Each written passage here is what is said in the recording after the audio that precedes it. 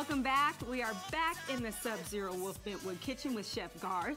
What are we doing this hour? Because it smells yummy. We're doing some seafood. So Yum. I started to think about that springtime too. I love to fish. I love to go offshore when I can.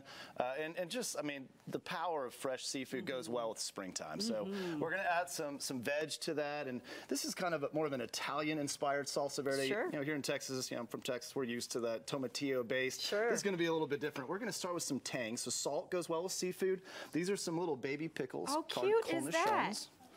So we'll put those in. Some more tang's going to be some capers. Love capers, especially with the lemon sauce. Yes, yeah. And then kind of classic but underlying ingredient, anchovies. I see that over there. And for all the anchovy haters, I mean, they don't realize they're ordering Caesar salad and they're getting anchovies in that too. So it's kind of they call it umami, the Japanese do. It's that underlying sort of taste that you really can't identify. And then, of course, being Italian style, I've got a bunch of fresh basil, a little bit of parsley to keep it green, and then some mint, just one little leaf of mint. Man, that smells good. Or just one leaf of mint? Yeah, I mean, I don't want it to taste like a mint sauce. Sure. I'm going to add some water to it to thin it out. And he asked me if I'm familiar with using one of these, and I told him no.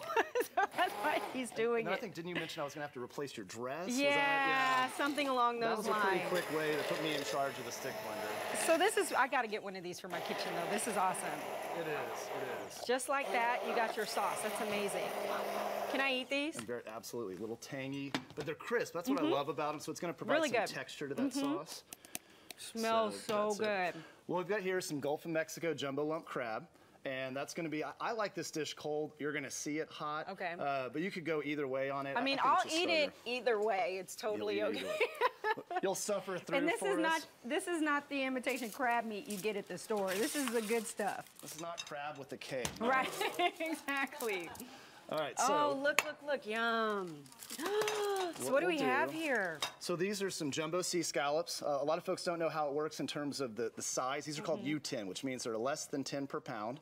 I was just talking to Amy. She had bought some the other day for 4 of them. I think were 16 bucks. Oh my goodness. But you can shop it. You can find some good ones. Where'd you get yours? TJ's actually does a really good job with fresh seafood. Okay. It's not about price always, but they occasionally have specials. You can get some good sized scallops. I'm just going to cut this into little quarters.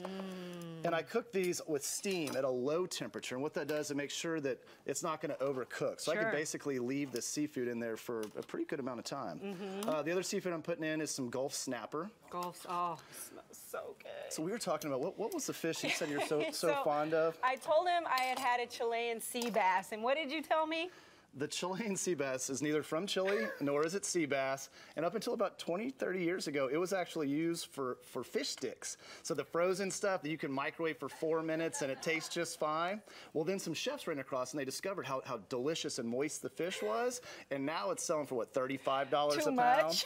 So yeah, I'm a bigger fan of doing the real deal here. Well, this looks, I do love a scallop. This looks amazing. All right, so I'll cut up a couple more shrimp. Okay. And shrimp cooks through, like if you're kind of interested in the food science side, shrimp cooks through at 135 or 140 degrees. Okay. So I just set my steamer at 135 degrees, so it won't overcook and it's delicate cooked through. So we'll just take that. I'm going to grab those tongs. I'll let you go ahead and toss this. Sure, because we got about a minute left and I want to make sure we get through all this. All right. Toss that all the way through. Okay, so you're going to put this on that? I am. So we'll put that down. That made sense. You're going to put this on that. But I knew what you meant. You can be my sous chef here, Okay, so let's pretend I mixed that up real good. All right. And so we'll put that right on top of our greens. So healthy. It is healthy. And summer's coming. We got to get ready for bikinis. Not necessarily for me. Well, you know, I do, but... Okay, and these are some tomatoes from Marfa, Texas. We like Marfa. Char grilled those. Oh, These are San Marzanos. And then these are some little baby sprouts that are beets. I don't like beets, but the sprouts are really good. So grab a little bit of seafood. Yes, yeah, it's real neutral. It doesn't have that earthiness that you usually have with like a big roasted beet. So a good healthy one. I know you're into the healthy style cooking, but still a lot of flavor, I think. That's good stuff. I love this. Awesome. All right, well, you can get all the recipes Garth made today by going to thebroadcasttv.com and click on the recipes today. And we're getting ready to do a milkshake later. Adult milkshake. All right.